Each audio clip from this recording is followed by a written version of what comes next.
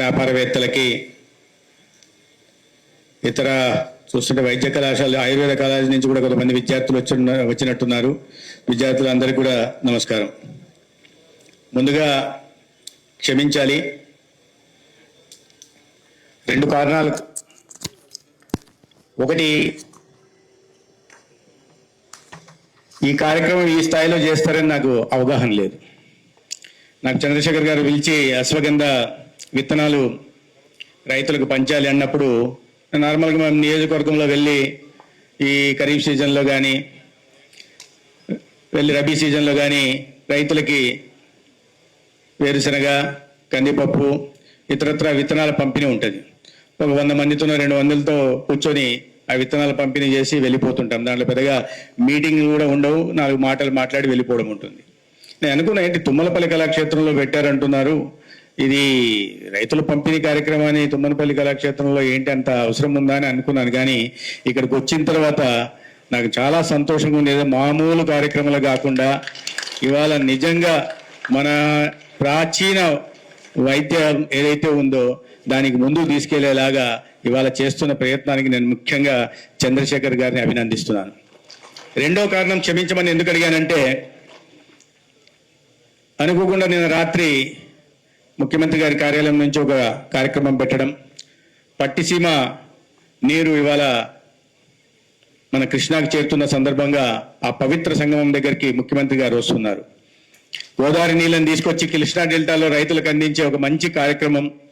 ఈ ఎన్టీఆర్ జిల్లాకు నేను ఇన్ఛార్జి మంత్రిగా కాబట్టి ముఖ్యమంత్రి గారు వస్తున్నప్పుడు కనీసం 10 నిమిషాల ముందు వెళ్ళి అక్కడ కాస్త పనులు చూసి ముఖ్యమంత్రి గారిని స్వాగతం పలకాల్సిన బాధ్యత నా మీద ఉంది. కాబట్టి ఎక్కువ సమయం గడపలేకపోతున్నాను, అందుకే కాస్త 4 మాటలు ముందు చెప్పి వెళ్ళడానికి ప్రయత్నం చేస్తున్నాను. ఇతరులరా, అందుకని తొందరగా వెళ్ళిపోతున్నందుకు మన్నించాల్సిందిగా. వెళ్ళిపోతున్నందుకంటే వేరే అర్థం తీసుకోకుండా, ఎక్కడికో అని కాదు, కార్యక్రమానికి వెళ్తున్నా, మళ్ళీ ఇక్కడే ఉంటాను. వేరే అపార్థాలు, పదాల్లో ఒక్కోసారి చిన్న పదాల్లో తేడా వస్తే దానికి పెడార్థాలు వస్తుంటాయి. కాబట్టి అటువంటి పెడార్థాలు తీసుకుండా మంచి అర్థం తీసుకోవాల్సిందిగా నేను కోరుతూ, ముఖ్యంగా చంద్రశేఖర్ గారిని ప్రత్యేకంగా అభినందించాలి. ఆయన సీఈఓగా నియామకం చెందినప్పటి నుంచి దీని మీద ప్రత్యేకంగా దృష్టి పెడుతూ ఇవాళ మెడిసినల్ ప్లాంట్స్ ని, హెర్బల్ ప్లాంట్స్ ని ప్రమోట్ చేసే దిశగా, తద్వారా ప్రజారోగ్య సంరక్షణ కోసం గౌరవనీయ ముఖ్యమంత్రి గారు తీసుకుంటున్న చర్యల్ని ముందుకు తీసుకెళ్లే ప్రయత్నం చేస్తున్నాను, అభినందన చేస్తూ, అదేవిధంగా ఇవాళ మన దేశంలోనే కాకుండా మా వాళ్ళు అప్పుడే స్లిప్ పెడుతున్నారు, ముఖ్యమంత్రి గారు 5 నిమిషాలు బయలుదేరుతున్నారు, తొందర మీ అధిక ప్రసంగాన్ని ముగించండి అని చేస్తూ, మన దేశంలోనే కాకుండా ఇవాళ విదేశాల్లో, పైగా మన దేశాన్ని 300 సంవత్సరాల పాటు పాలించి మన దేశంలో ఉన్న సంపదను దోచి మనలో ఒక వికృత బానిస మనస్తత్వాన్ని చొప్పించి, భారతీయులంటే దేనికి పనికిరాదు, ఏదో పాముల చర్మాలు అమ్ముకునే వాళ్ళని ప్రపంచవ్యాప్తంగా ప్రచారం చేసి, భారతీయుల్ని దేనికి పనికిరాని వాళ్ళుగా చేసి అదే భావనలో మనల్ని ఉంచిన ఆ బ్రిటిష్కి సంబంధించిన, యూకేకి సంబంధించిన దేశంలో ఇవాళ మన హెర్బల్ ప్లాంట్స్, మెడిసినల్ ప్లాంట్స్ కి అవార్డులు ఇచ్చే దిశగా తీసుకెళ్లినందుకు నేను చంద్రశేఖర్ గారిని అభినందిస్తున్నా. మా మోడర్న్ మెడిసినే గొప్పది, నేను ఏ మెడిసిన్ నేను తక్కువ చేయట్లా. మోడర్న్ మెడిసిన్, ఈ ఆయుర్వేదాలు, హోమియోలు, యునానీలు, సిద్ధలు లేదా న్యాచురోపతి, ఇవన్నీ వేస్ట్ అనే భావన ఆనాడు బ్రిటిష్ వాళ్ళు కల్పించారు. వాళ్ళే ఇవాళ కాదు బాబు, ఇండియన్ సిస్టమ్స్ ఆఫ్ మెడిసిన్సే చాలా గొప్పవి, మావన్నీ రియాక్టివ్, క్యూరేటివ్, మీది మాత్రం ప్రివెంటివ్ వెల్నెస్ అప్రోచ్ అనే దిశగా ఇవాళ ప్రయత్నాలు జరుగుతున్నాయి. కాబట్టి నేను ముఖ్యంగా సెక్రటరీ గారిని, కమిషనర్ గారిని, అదేవిధంగా సిఓ గారిని కూడా అభినందిస్తున్నా.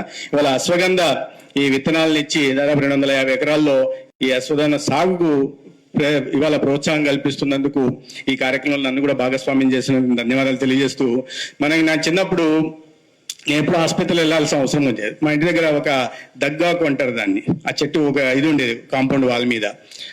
దగ్గు వస్తే మా అమ్మ 2 ఆకులు తీసేసి ఆ ఉప్పు, ఈ టేబుల్ సాల్ట్ కాదు, దాన్ని ఏమంటారు, ఉప్పు, గట్టి కల్లుప్పు, 2 ఉప్పు పెట్టేసి 2 ఆకులు పెట్టి నమలేరా అనేది, నమలేసేవాడిని, దగ్గుపోయేది.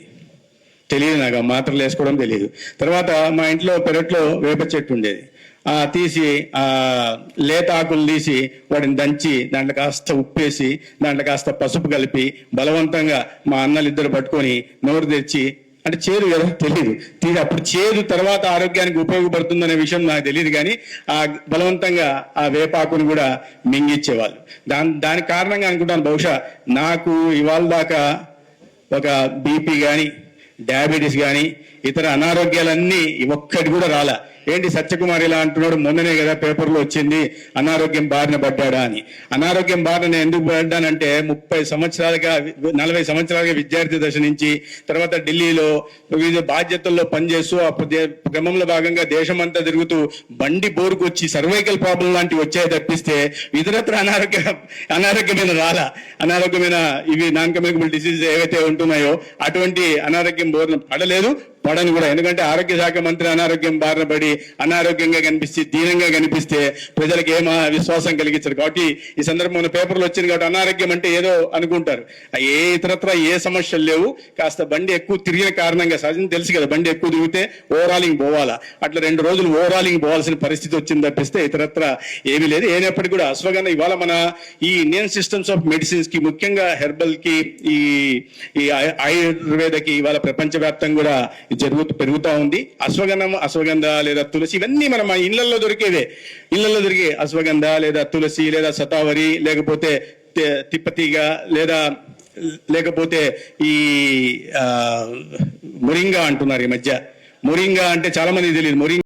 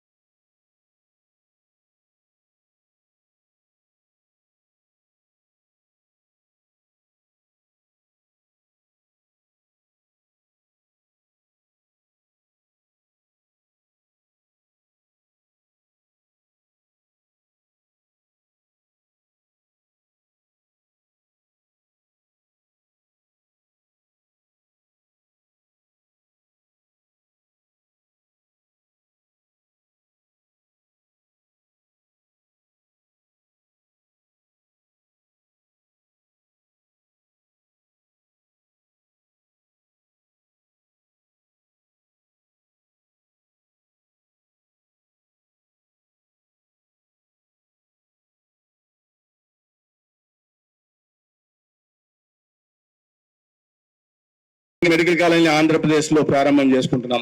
ఒకటి నా నియోజకవర్గం ధర్మవరంలో ఒక ఆయుర్వేద మెడికల్ కాలేజీని మంజూరు చేశాం. తొందరలోనే దానికి భూమి పూజ చేసి పని మొదలు పెడతాం. అదేవిధంగా ప్రొద్దుటూరులో యునానీ కాలేజీని కూడా మంజూరు చేశాం. 70 కోట్లతో, ఒక్కొక్కటి 70 కోట్లు, ధర్మవరం 70 కోట్లు, ప్రొద్దుటూరులో 70 కోట్లతో యునానీ కాలేజ్. ఇవి కాకుండా ఒక న్యాచురోపతి కాలేజ్ విశాఖపట్నంలో కూడా 70 కోట్లతో పనులు సాగుతున్నాయి.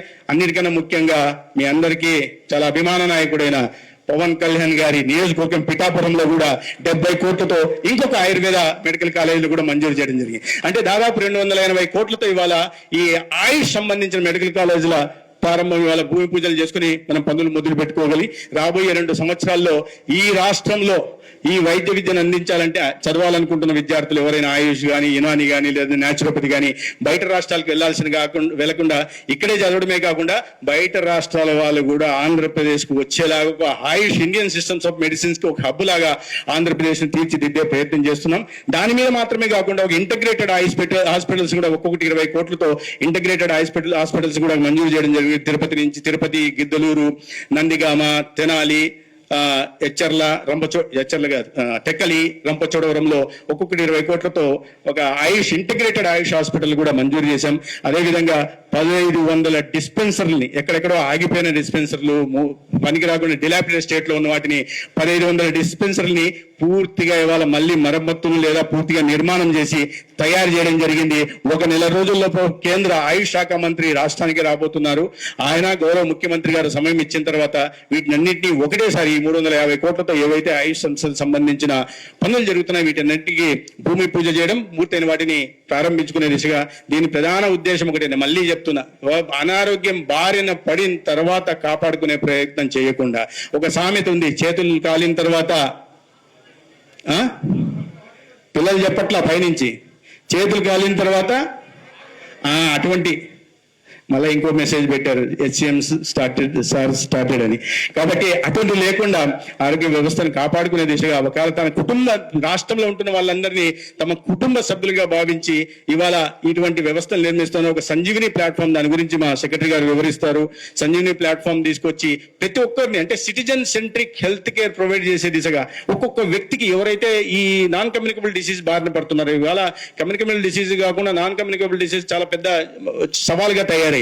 వాటిని ఎదుర్కోవడం కోసం సిటిజన్ సెంట్రిక్ హెల్త్ కేర్ ఇచ్చే దిశగా ఇవాళ రాష్ట్రంలో సంజీవిని ఒక ప్లాట్ఫామ్ తీసాం. దేశంలో ఎక్కడ కూడా ఏ రాష్ట్రంలో చేయని విధంగా చేస్తున్నాం. వీటి ఫలితాలు, ఎందుకంటే పూర్తిగా ఆరోగ్య వ్యవస్థ భ్రష్టు పట్టిపోయిన తర్వాత దాన్ని గాడిలోకి తీసుకురావడానికి ఇవాళ 2 సంవత్సరాలు పట్టింది. దాని కారణంగా ఇవాళ ప్రజల్లో సానుకూల ఇది నేను బయట చూశాను. ఇప్పుడే చూస్తుంటే మా మేడం చెప్తున్నారు, ఆయుర్వేద ఏంటి ఇక్కడ ఓపీ పెట్టారు ఏంటన్నా, ఓపీ పెట్టారంటే అవును సార్ అని. ఇక్కడ ఎవరు ఓపీ చూపించుకుంటారంటే, లేదు సార్ ఓపీ చూపిస్తే 100 దాటింది ఓపీ.